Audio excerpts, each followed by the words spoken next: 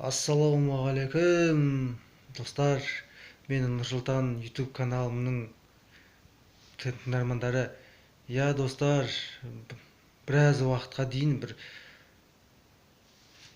ай көлемінде уақытта мен сіздермен жүздесе алмадым, бұл каналымды жүргізе алмадым. Өйткені бәрімізде тіршілік бар, бәрімізде жұмыс бар, бәрімізде өмірдің ағымы бар дегендей.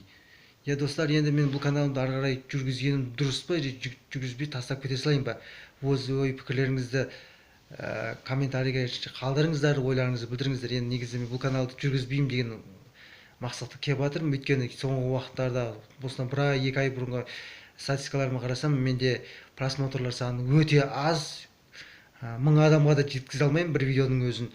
Сондықтан бұл каналымды тоқтатамын деген менде шешім қабылдап отырмын. Бірақ достар, енді сіздердің ой пікірлеріңізді білгім келіп отыр. Осы канал бойынша бұрын соңды көріп жүрген адамдар болса, ой пікірлеріңізді жазып отырыңыздар. Өйткені біраз уақыт болды бұл каналымды жүргізе алмай кеттім, жүргізбей жүрмін де. Достар, бұл каналымды жүргізейін ба, жүргізбеймін ба, ой пікірлеріңізді білдіріңіздер. Өйткені соңғы уақытта бұның статистикасы түсіп кетті бұл каналым. Сондықтан мен өзімде көңіл күйім түсіп кеткеннен кейін қоя салған бұл каналды негізінде жүргізбей. Сол бойынша өз ой пікірлеріңізді айтсаңыздар екен. Рахмет сіздерге.